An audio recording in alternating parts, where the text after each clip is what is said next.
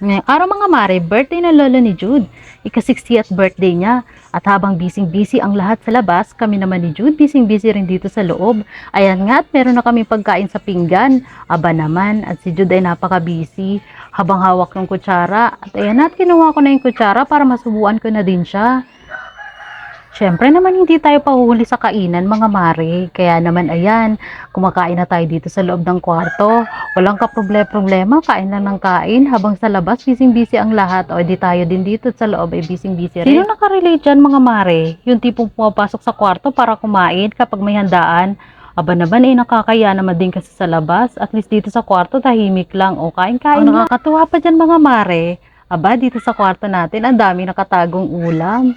Swerte natin, anytime pwede tayong kumuha. Kapag talaga may mga handaan, sa dami ng handa, ang hirap ilagay kung saan. Kaya dito nilagay sa kwarto namin, aba naman, amoy pa lang ulam na. Ayan nga, makikita nyo, inayos ko na, nilagay ko na sa upuan para nakapatong sa lagayan. Lumabas na nga rin ako pagkatapos, ayan. At nakigulo na rin ako sa labas. Nakita ko nagpiprito na sila ng lumpia. At busy-busy na rin sa pag-aayos sa mga decoration. Ayan, meron pa rin pala sila ditong tilapia. At meron din sila mga pampulutan na chichirya. Ayan, nakaayos na. Ito na nga pala yung mga handa niya, nakalagay na sa table. Aba naman, ang bongga ng decoration. Ito na nga rin yung decor ng birthday ni Jude, extended. Kasi halos magkalapit lang din yung araw ng birthday ng lolo niya at birthday ni Jude.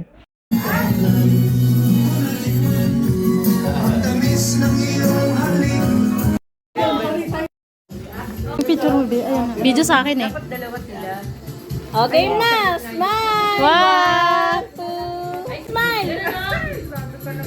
One, okay. Oh, smile na. One, two. Blow na ng candle ah. Blow na ng candle.